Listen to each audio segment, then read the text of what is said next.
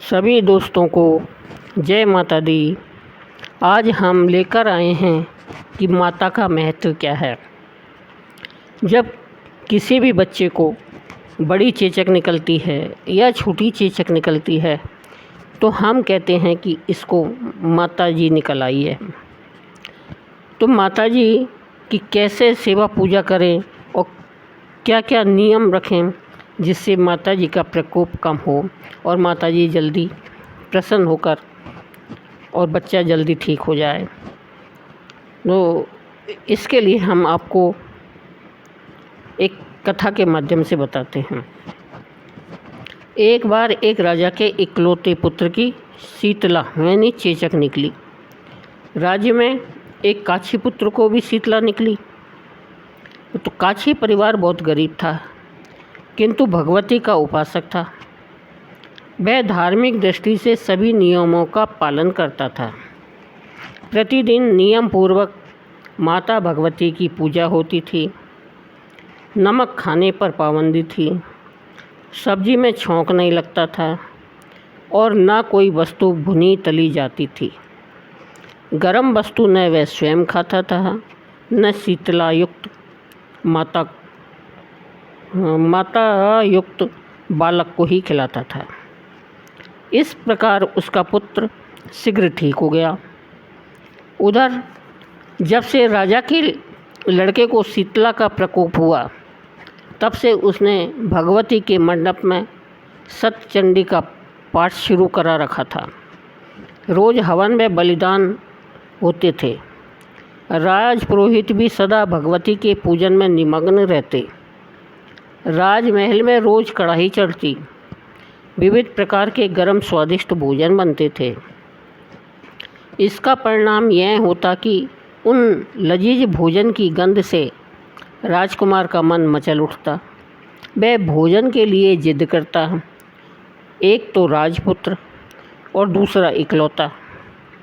इस कारण उसकी अनुचित जिद भी पूरी कर दी जाती।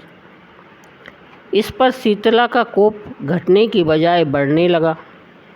शीतला के साथ साथ उसके बड़े बड़े फोड़े भी निकलने लगे जिनमें खुजली व जलन अधिक होती थी।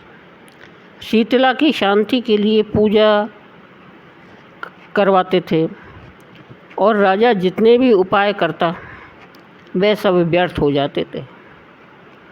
एक दिन राजा के गुप्तचरों ने उसे बताया कि काछी पुत्र को भी शीतला माता निकली थी पर वह बिल्कुल ठीक हो गया है। यह जानकर राजा सोच में पड़ गया कि मैं शीतला की इतनी सेवा कर रहा हूँ, पूजा व अनुष्ठान में कोई कमी नहीं है, पर मेरा पुत्र अधिक रोगी होता जा रहा है, जबकि काछी पुत्र बिना सेवा पूजा के ही ठीक हो गया। इसी सोच में उसे नींद आ गई। श्वेत वस्त्र धारणी भगवती ने उसे स्वप्न में दर्शन देकर कहा, हे राजन, मैं तुम्हारी सेवा अर्चना से प्रसन्न हूँ, इसलिए आज भी तुम्हारा पुत्र जीवित है। इसके ठीक न होने का कारण यह है कि तुमने शीतला के समय पालन करने योग्य नियमों का उल्लंघन किया।